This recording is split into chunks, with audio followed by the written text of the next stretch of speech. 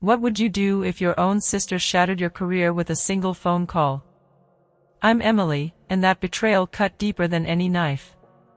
My family turned their backs when I needed them most, leaving me to rebuild from nothing. But when I rose to millions, they came crawling back, hands out, expecting a share of my success. They thought I'd fold. They thought wrong. What I gave them instead flipped their world upside down. Stay to the end to see how I stood my ground. This isn't just my story, it's a lesson in owning your worth. I'm Emily, 30 years old, from the heart of Boston. This is the raw truth of how my sister's jealousy cost me my job, how my family dismissed my pain, and how I clawed my way back to a life they couldn't ignore. From a tiny apartment, scraping by, to a Beacon Hill townhouse and millions in the bank, my journey wasn't just about money, it was about finding my strength. When my success hit the headlines, my family, who'd abandoned me, suddenly remembered my name, demanding a piece of what I'd built. What I sent them wasn't cash, it was a mirror to their actions. If you've ever had to stand up to toxic family, this story's for you. It's about betrayal, resilience, and the courage to define your own value. Hit that like button if you've ever fought for yourself against all odds, and subscribe to join a community of people who get it. We're diving deep into a story that's messy, real, and ultimately empowering. Let's go back to where it all began, a childhood that looked perfect but hid a painful truth. Stick with me, because this gets wild. Growing up in a Boston suburb, my family seemed like the American dream: colonial house, barbecues, game nights. But behind that picture-perfect facade, the truth was colder. I was the one holding it all together, while my sister got the spotlight. The favoritism ran deep, setting the stage for a betrayal I never saw coming. It's a story of loyalty tested, trust broken, and a comeback no one expected. Let's start at the beginning, where the seeds of this drama were planted, long before my sister's phone call changed everything. Here's how it all went down. Picture a colonial-style house in a quiet Boston suburb, with a manicured lawn and a porch swing creaking in the summer breeze. That's where I grew up, in a home that screamed American dream. Weekend barbecues, family game nights, neighbors waving as they passed by, it looked perfect. But inside those walls, the truth was far messier. I'm Emily, and by the time I was 12, I was the glue holding our family together. While my parents, Susan and David, argued over bills or drifted into their own worlds, I stepped up. I sorted mail, paid utilities with Mom's checkbook, and made sure my younger sister, Chloe, got to school on time. Chloe, 3 years younger at 27 now, was the golden child. With her blonde curls and bright smile, she could charm anyone. To Mom and Dad, she was untouchable, their fragile princess who needed coddling. Me? I was the responsible one, expected to handle everything without complaint. I'd wake up at dawn to pack Chloe's lunch, iron her clothes, and still get myself to school with a perfect report card. My parents didn't see me as a kid, they saw me as a fixer. "You're so capable, Emily," Mom would say, as if that excused the weight on my shoulders. Dad barely noticed, too busy praising Chloe's latest school play or dance recital. I didn't resent her then, not really. I loved her, wanted to protect her. But even as a kid, I felt the unfairness, the quiet sting of being overlooked. The neighbors called us the ideal family, but they didn't see me lying awake at night, wondering why my efforts never seemed to matter. That house, with its picture-perfect exterior, hid a truth I'd carry for years. My role was to serve, to sacrifice, to keep the facade intact. It was a role I played well, but it came at a cost I didn't yet understand. The seeds of what would later tear us apart were planted in those early years, in the unspoken rules of who mattered more. The favoritism in our house wasn't subtle, it was a current that pulled everyone along. Chloe was the star, and I was the stagehand. I remember being 15, clutching a trophy from a science fair I'd won after months of late nights building a solar-powered model. I was so proud, thinking maybe this time Mom and Dad would show up. They didn't. They were at Chloe's cheerleading tryouts, cheering as she twirled in her sparkly skirt. "She needs us more," Mom said later, brushing off my disappointment. My brother, Ryan, 5 years older at 32 now, saw it all but chose the path of least resistance. "Just let Chloe have her way," he'd mutter, avoiding the drama. I swallowed the hurt and kept pushing. High school was my escape. I maintained a 4.0 GPA, joined every club, and earned a partial scholarship to Boston University. But college wasn't handed to me.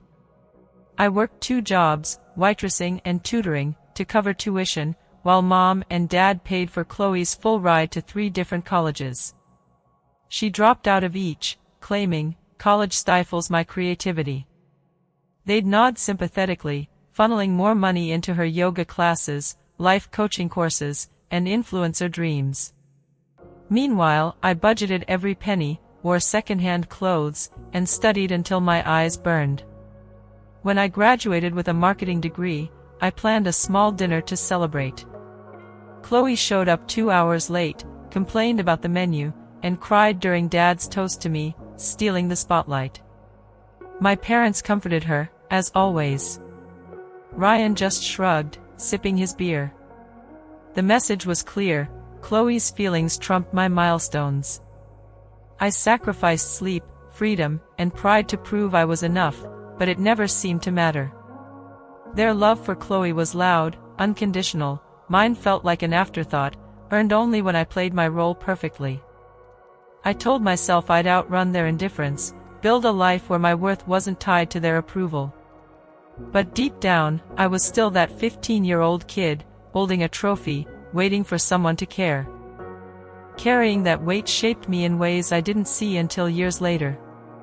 I loved my family, but their dismissal carved a quiet wound. Every achievement felt like shouting into a void. Graduating high school with honors. Mom mentioned Chloe's new dance class in the same breath. Getting into Boston University. Dad asked if I could drive Chloe to her audition the next day. I was proud of my strength, my ability to keep going, but it came at a cost. I'd lie awake, replaying moments where I'd been sidelined, wondering what I'd done to be so invisible. Chloe's tantrums were called "sensitive spirit" by Mom. My late nights studying were just Emily being Emily. I internalized it. My worth was in what I did, not who I was. I didn't cry about it, not then. I channeled the hurt into ambition, determined to carve my own path. But the loneliness lingered, a shadow I couldn't shake. Sunday dinners were the worst. I'd show up, hoping for a moment of connection, only to hear Chloe's latest dreams praised while my internship news was met with polite nods. "Marketing's not really changing the world, is it?" Dad once said, right after gushing over Chloe's blog. Ryan would change the subject, avoiding conflict. I'd smile, swallow my frustration, and drive home feeling smaller. I never confronted them. I thought love meant staying quiet, keeping the peace. But each dismissal added to a growing ache, a sense that I'd never be enough unless I proved it beyond doubt. That ache drove me, but it also broke something inside. I didn't know it then, but those years of unequal love set the stage for a betrayal that would shatter me. The favoritism wasn't just unfair, it was a blueprint for how they'd fail me when I needed them most. I kept moving forward, but I carried that pain, a heavy load I'd have to face one day. It's a pain I know some of you understand, that sting of loving people who don't see you. Let's keep going, because this story's about what happens when that pain meets betrayal. After college, I poured everything into building a life I could be proud of. I landed a job at Meridian Marketing, a mid-sized firm in downtown Boston. The starting salary wasn't glamorous, but it came with benefits and a clear path to grow. For the first time, I felt like I was on solid ground. I rented a tiny one-bedroom apartment, shopped for work clothes at thrift stores, and threw myself into every project. My campaigns caught attention, client retention soared, and I brought in new accounts that made the company take notice. My boss, Victoria Pearson, started mentoring me, hinting at a future in leadership. I was 30, finally seeing the fruits of years of sacrifice. But with every step forward, my sister Chloe's resentment grew sharper. At 27, she was still chasing fleeting dreams, yoga instructor, fashion blogger, none of them lasting. My parents, Susan and David, funded her every whim, while I built my life from scratch. Chloe's jealousy wasn't subtle. She'd show up at my place unannounced, accidentally spilling red wine on my only professional dress the night before a big client meeting.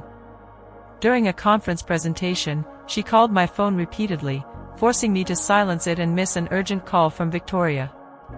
Once, she borrowed my laptop and deleted a critical client pitch, claiming it was a mistake.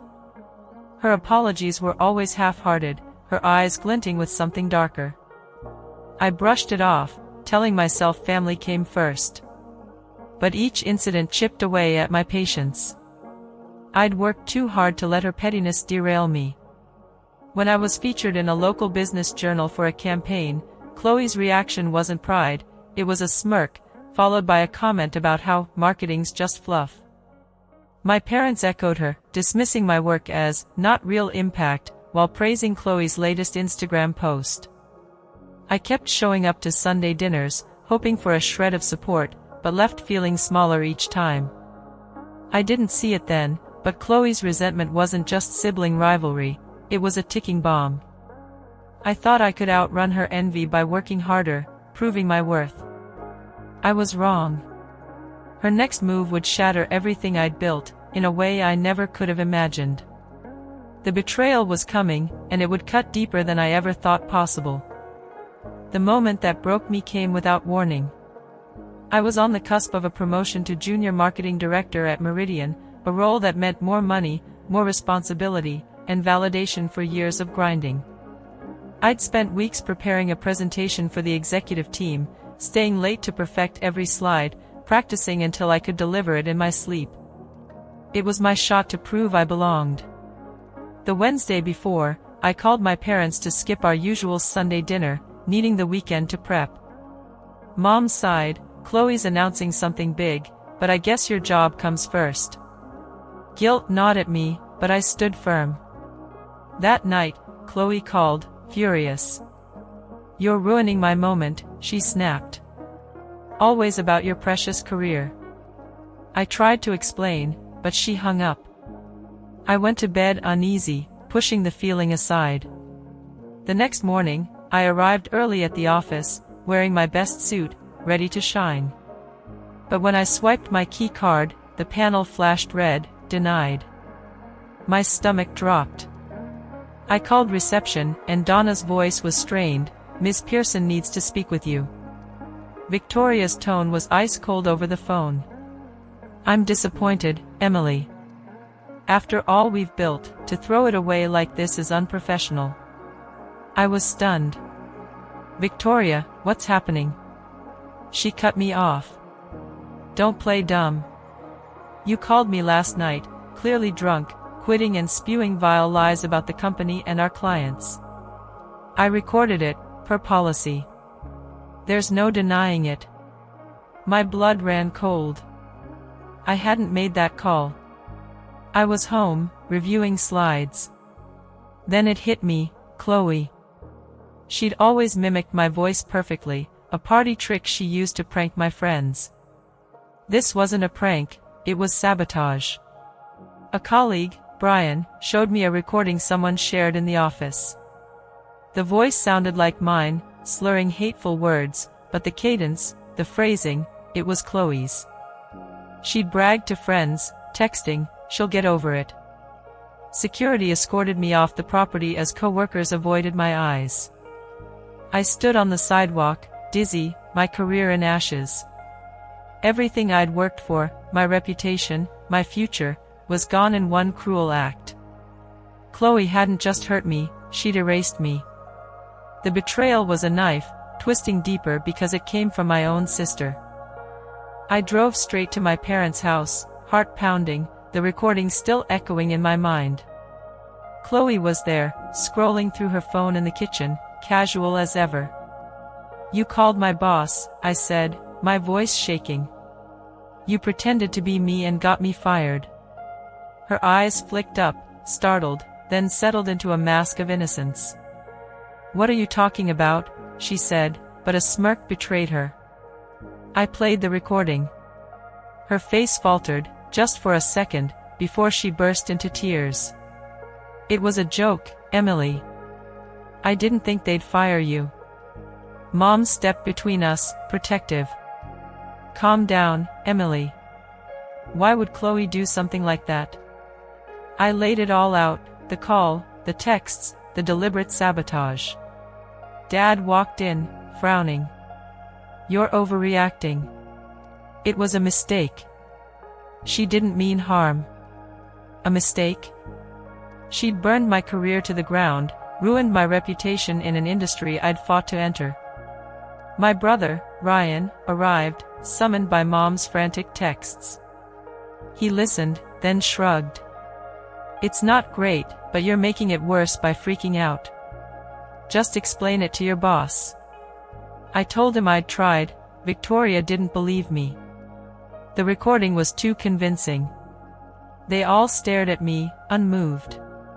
Chloe sniffled. I was going to call back and say it was a prank. Mom hugged her, murmuring, "You know Chloe's sense of humor is different." Dad added, "If they fired you that easily, maybe it wasn't the right place." I was speechless. They weren't just dismissing me, they were excusing her. No one apologized, no one acknowledged the gravity of what she'd done. I looked at them, Chloe's crocodile tears, Mom's protective arm, Dad's indifference, Ryan's avoidance, and saw the truth.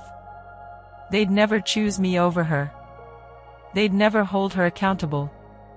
I left that house with a clarity that both broke and freed me. My family, the people I'd loved and served my whole life, had failed me when I needed them most. That betrayal wasn't just Chloe's call, it was their refusal to see my pain. It was the moment I knew I had to save myself. The weeks after Chloe's betrayal were the darkest of my life. I'd lost my job at Meridian Marketing, my reputation in tatters because of a phone call I didn't make. My sister's voice, mimicking mine, had branded me unprofessional, unreliable, a pariah in Boston's tight-knit marketing world. I filed for unemployment, but the review dragged on because I'd been fired for cause.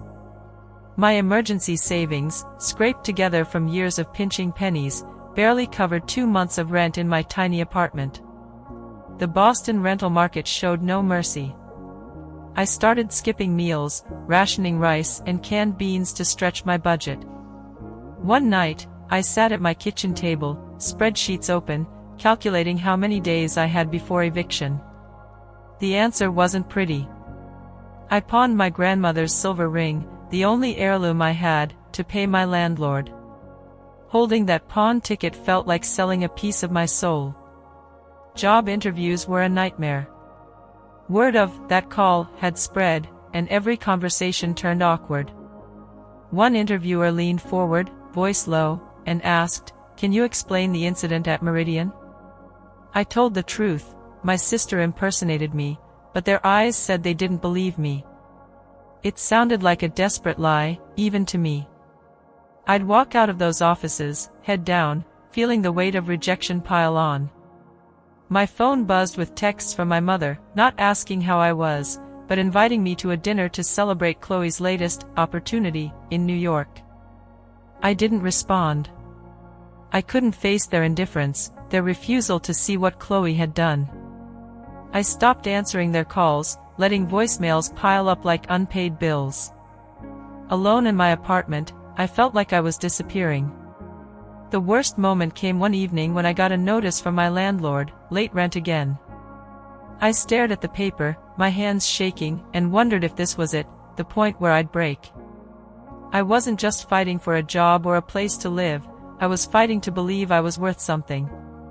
The world felt so heavy, and I was so tired. I'd given everything to my family, my career, my dreams, only to end up here, hungry, alone, and betrayed. If you've ever hit rock bottom, you know that ache, that question, How do you keep going when everything's gone? But even in that darkness, a small spark flickered. I didn't know it then, but a chance encounter was about to pull me out of the abyss. One night, out of sheer desperation, I dragged myself to a free tech industry mixer at a co-working space downtown. I'd crossed out my old Meridian business cards, scribbling my personal email in their place. I felt out of place in my one professional outfit, now loose from weeks of barely eating. The room buzzed with startup employees in expensive casual clothes, laughing over drinks. I stood in a corner, clutching a water, feeling like an imposter. Then a voice broke through. "You look like you could use this more than me." A woman with silver-streaked hair handed me a glass of wine. Her name was Elaine Winters, COO of Nexus Technologies, a fintech startup building an app for shared expenses. She saw right through my forced smile. "What's your story?" she asked, her eyes sharp but kind. I told her about my marketing background, carefully sidestepping the disaster at Meridian. "We need someone who gets traditional marketing," she said. "These tech kids think TikTok is the only game in town." She handed me her card and said, "Come by tomorrow at 10. No promises, but we need hungry people." I stared at the card, heart pounding. Just like that, a door cracked open. The next day, I walked into Nexus's office, a converted warehouse with exposed brick and too many plants. The role was marketing coordinator, a step down from my old job, with a salary that barely covered my bills.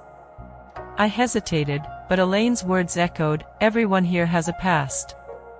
What matters is what you bring now." I took the job on the spot. At first, it felt like starting over. I was surrounded by younger, tech-savvy colleagues who tossed around jargon I barely understood. Imposter syndrome hit hard. Every day, I questioned if I belonged. But I poured myself into the work, creating social media posts, writing blog articles, and learning the fintech world. 3 weeks in, during a brainstorming session, I pitched a series of animated explainer videos featuring relatable characters navigating awkward money moments, like splitting a dinner bill or lending cash to a friend. The product manager, Noah, usually skeptical, nodded slowly. "That's brilliant," he said. "We've been so focused on tech, we forgot the human side." Elaine gave me a small nod, and for the first time in months, I felt seen. Those videos became a hit, boosting user retention and giving me a foothold. Outside work, I started rebuilding my life. I adopted a rescue dog, Max, a nervous one-eyed terrier who'd been discarded like me. We became each other's lifeline.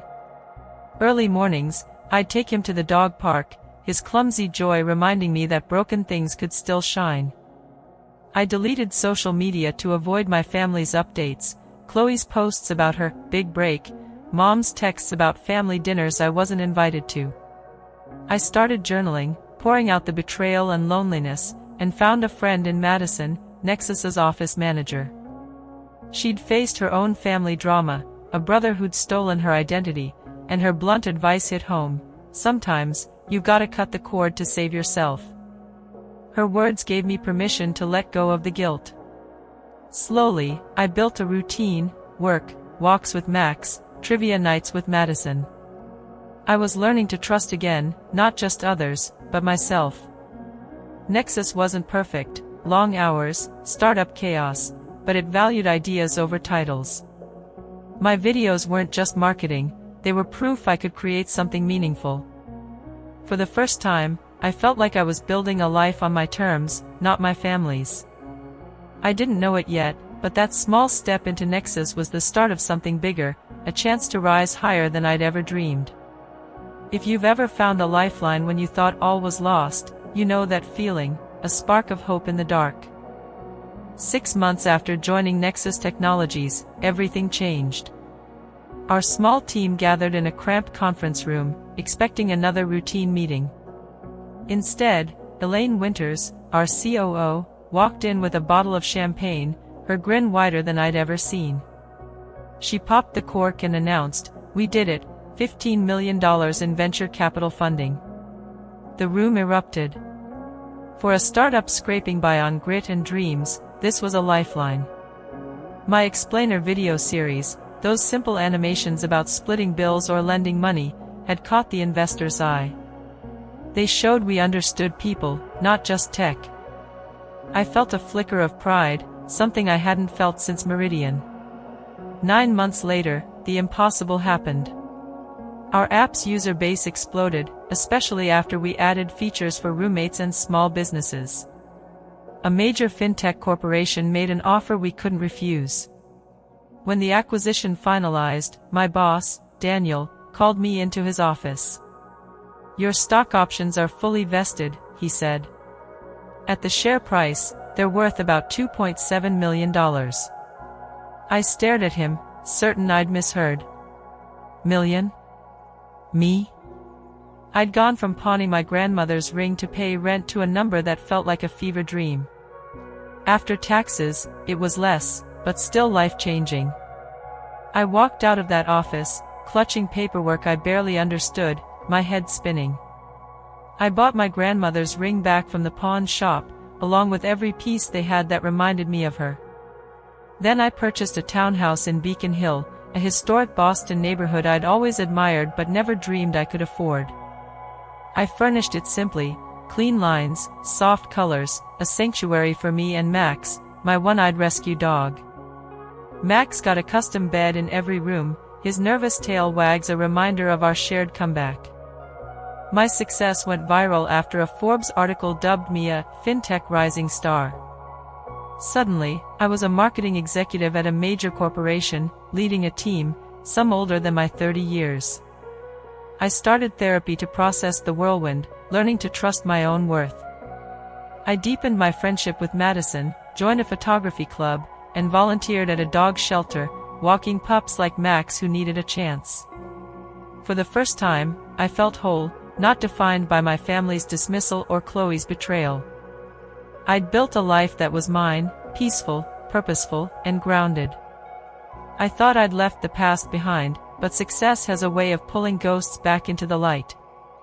My family, silent when I was starving, was about to reappear, drawn by the glow of my newfound wealth. 3 days after the Forbes article dropped, my phone lit up like a slot machine. Texts, calls, emails, every member of my family suddenly desperate to reconnect.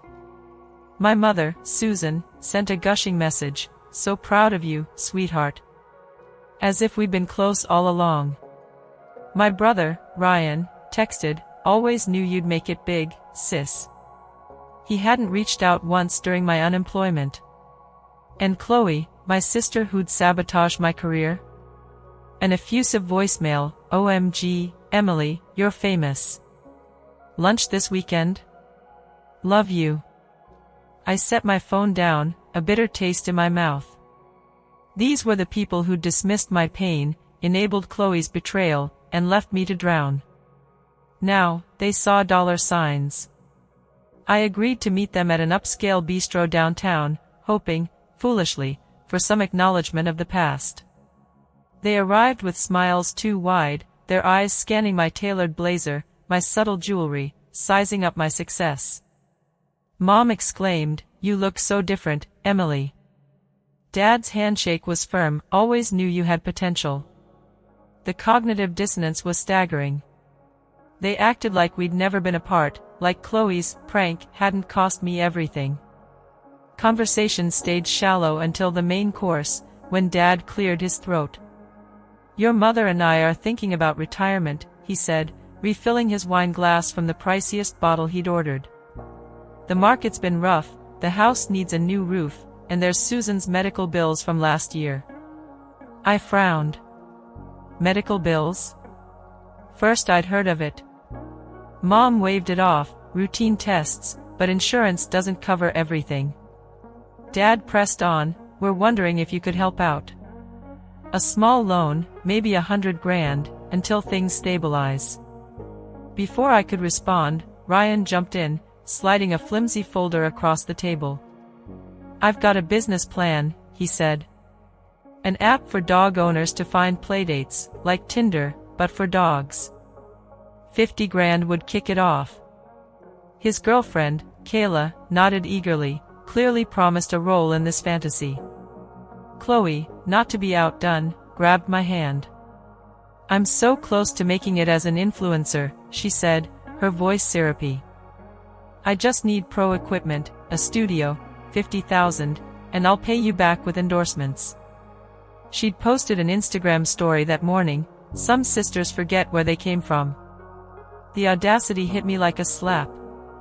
They didn't ask about my life, my struggles, or the years they'd ignored me.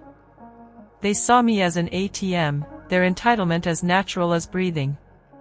I looked around the table, Mom's wounded expression, Dad's expectant stare, Ryan's forced grin, Chloe's calculated charm, and felt the old ache resurface. They hadn't changed. They just wanted a piece of what I'd built without them. I sat through that dinner, my heart heavy but my face calm. Dad's words echoed, "Is it so wrong to expect gratitude?" Chloe called her sabotage a silly prank, as if it hadn't left me jobless, starving, broken. Ryan shrugged off the past, focused on his app. Mom played the victim, "We're family, Emily." But family doesn't abandon you, then demand your success. I paid the exorbitant bill, promised to think about their requests, and left the bistro. In the taxi home, I leaned against the cool window, tears falling, not for their greed, but for the family I'd never had. I'd spent my life chasing their approval, but now I saw the truth. Their love was conditional, tied to what I could give them. I wasn't their daughter, I was their resource. That realization hurt, but it also freed me. I knew I couldn't give them money, it would only feed their entitlement, pull me back into their toxic orbit. But I couldn't walk away without saying something, without holding them accountable. I decided to give them something more valuable than cash, a mirror to their actions. I spent a weekend crafting packages for each of them, not out of revenge, but clarity. For Chloe, evidence of her betrayal and a lesson in consequences. For Mom and Dad, tools to face their financial mismanagement and favoritism. For Ryan, a chance to build his own path, not leech off mine. These weren't gifts, they were boundaries, a line drawn to protect the life I'd fought for. I felt a strange peace, knowing I was choosing myself, maybe for the first time. If you've ever had to stand up to family who only see your worth when it benefits them, you know this moment, the weight of letting go, the strength it takes to say no. My family expected a payout. What they got instead was coming, and it would shake them to their core. Let's keep going, because this is where the story turns. After that dinner at the bistro, I knew I couldn't give my family what they wanted. Money would only pull me back into their toxic web. But walking away in silence wasn't enough either. They dismissed my pain, excused Chloe's betrayal, and demanded my success as if it was theirs to claim. I needed to hold them accountable, not with anger, but with truth. So, I spent a quiet weekend in my Beacon Hill townhouse, Max curled at my feet, crafting 4 packages, one for each of them. These weren't acts of revenge, they were mirrors, forcing them to face what they'd done. For Chloe, I gathered evidence of her sabotage. I printed a transcript of the call where she'd mimicked my voice, destroying my career at Meridian Marketing. I included a timeline of my unemployment, pawn tickets, eviction notices, rejection emails, to show the wreckage she'd caused. Alongside it, I enclosed a $5,000 donation receipt in her name to a bullying prevention workshop, mandatory for completion. She'd hurt me, but I wanted her to learn, not just suffer. For my parents, Susan and David, I compiled a different truth. I included financial literacy books, highlighting chapters on budgeting, since they'd claimed medical bills and a crumbling roof. I added bank statements from my teenage years, showing how I'd paid their utilities while they funneled money to Chloe's failed ventures. I slipped in a contact for a family therapist, with a note, "You chose one daughter over another. Healing starts with honesty." For Ryan, my brother who'd always taken the easy path, I put together a business plan template and a voucher for career counseling. His dog walking app idea was a pipe dream, but I wanted him to see he could build something real if he stopped coasting. I wrote a letter to each, short and direct. To Chloe, you broke my trust, but you can still grow. To Mom and Dad, I deserved your support, not your excuses. To Ryan, you're better than this. Prove it. As I sealed the envelopes, I felt a weight lift. This wasn't about punishment, it was about boundaries, about protecting the life I'd fought so hard to build. I drove to the post office on Monday morning, the packages heavy in my hands. As I handed them over, I felt a strange peace, like I was finally free of their expectations. I'd given them more than money, truth, accountability, a chance to change. But I braced myself, knowing their reaction wouldn't be gratitude. If you've ever had to draw a line with family, you know that moment, the clarity of choosing yourself, the fear of what comes next. The fallout came fast and fierce, like a storm I'd seen brewing but couldn't avoid. 2 days after the packages arrived, my phone buzzed with Mom's first voicemail, her voice trembling with outrage. "Emily, how dare you humiliate us like this? Sending us books, implying we're bad parents? You've changed." I didn't call back. Dad's message followed, sterner, "This is no way to treat family. You're selfish, always have been." Selfish? I'd spent my childhood keeping their household afloat, my adulthood rebuilding from their betrayal. Their words stung, but they didn't surprise me. Chloe's reaction was louder, messier. She posted a series of Instagram stories, her face tear-streaked, accusing me of turning my back on family. One read, "Money changes people." My sister's proof. Then came the legal threat, a rambling email claiming I defamed her with the call transcript. I forwarded it to my lawyer, who sent back the audio recording of her impersonating me. The lawsuit talk vanished overnight, but her social media rants continued, painting herself as the victim. I muted her accounts, refusing to engage. Ryan's response was quieter, a single text, "Low blow, sis. I didn't expect this from you." I stared at it, remembering his shrugs when Chloe ruined my career, his silence when I was starving. He'd expected a check, not a challenge to step up. Their reactions confirmed what I'd feared, they weren't ready to face their truths. Mom and Dad saw my package as an attack, not a wake-up call. Chloe doubled down, her entitlement blinding her to her own actions. Ryan retreated, unwilling to confront his complicity. I'd hoped for a flicker of accountability, maybe an apology, but their anger showed how deep their denial ran. Yet, as the voicemails piled up, I felt something new, freedom. Their outrage wasn't my burden anymore. I'd spent years chasing their approval, bending over backward to be the good daughter, the fixer. Now, I was done. I walked Max in the crisp Boston air, my townhouse glowing in the dusk, and realized I'd built a life stronger than their rejection. My therapist's words echoed, "You can't control how they respond, only how you move forward." I chose to move forward, not as their scapegoat, but as Emily, whole, resilient, enough. If you've ever stood your ground and faced a backlash, you know that liberation comes with a cost. My family's fury was loud, but my peace was louder. I'd given them a chance to see themselves clearly.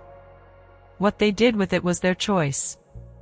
The story doesn't end here, because even in the chaos, seeds of change were quietly taking root. Let's see what happened next. Months after I sent those packages, something unexpected happened. Cracks of change began to show in my family. Ryan, my brother who'd always coasted through life, reached out first.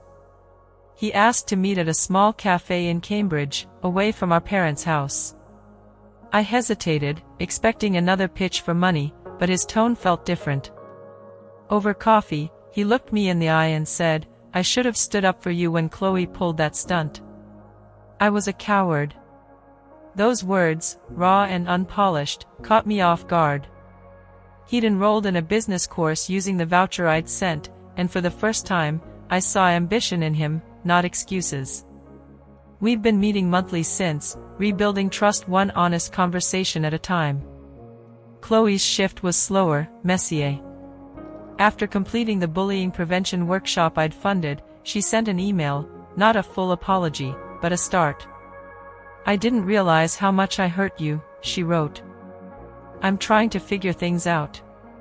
It wasn't the accountability I'd hoped for, but it was a flicker of self-awareness I hadn't seen before.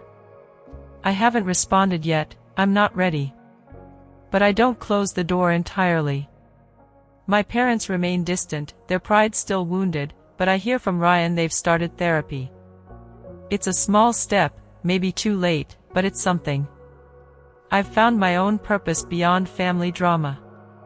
I mentor young women at a Boston nonprofit, sharing my story to help them navigate toxic relationships and claim their worth. Their courage inspires me as much as I hope I inspire them. My life with Max, my rescue dog, and friends like Madison feels fuller than ever. These changes, Ryan's growth, Chloe's tentative outreach, my own healing, aren't a neat resolution. Families are messy, and forgiveness, if it comes, takes time. But seeing even small shifts reminds me that truth can plant seeds, even in the hardest soil. If you've ever held out hope for change in those who hurt you, you know this bittersweet feeling, progress, not perfection, is sometimes enough to keep going. This journey taught me a truth I carry every day: my family didn't define my worth, I did. Chloe's betrayal, my parents' dismissal, Ryan's silence, they cut deep, but they didn't break me. I rebuilt my life, not to prove them wrong, but to prove myself right. From rock bottom to a Beacon Hill townhouse, from pawning my grandmother's ring to millions in the bank, I learned that resilience isn't about erasing pain, it's about building something stronger from it. You don't need everyone's approval to shine, you need your own. If you're facing toxic family, know you're not alone. Their rejection doesn't dim your value. Set boundaries, choose who lifts you up, and build a life that's yours, unapologetically. I found peace not in their apologies, but in my own choices, mentoring others, loving Max, trusting friends who see me for me. That's my chosen family, the one I built from the ashes of betrayal. I want to hear from you. Have you had to walk away from family to find peace? What boundaries did you set, and how did they shape your path? Drop your story in the comments, I read every one, and your courage inspires me. If this story hit home, hit that like button to let me know. Subscribe and tap the bell so you don't miss the next chapter of Standing Tall Against the Odds. Next time, I'll share how I turned pain into purpose, with lessons I wish I'd known sooner. Thank you for being here, for listening to a story that's raw and real. You're part of a community of survivors, people who know what it's like to fight for their worth. Keep going, because your story matters, and you're stronger than you know. Let's keep building together, one step at a time. Share this with someone who needs to hear it, and let's spread the message: you define your worth, no one else. I'll see you in the next video, where we'll dive deeper into turning scars into strength. Until then, take care, and know you're enough, just as you are.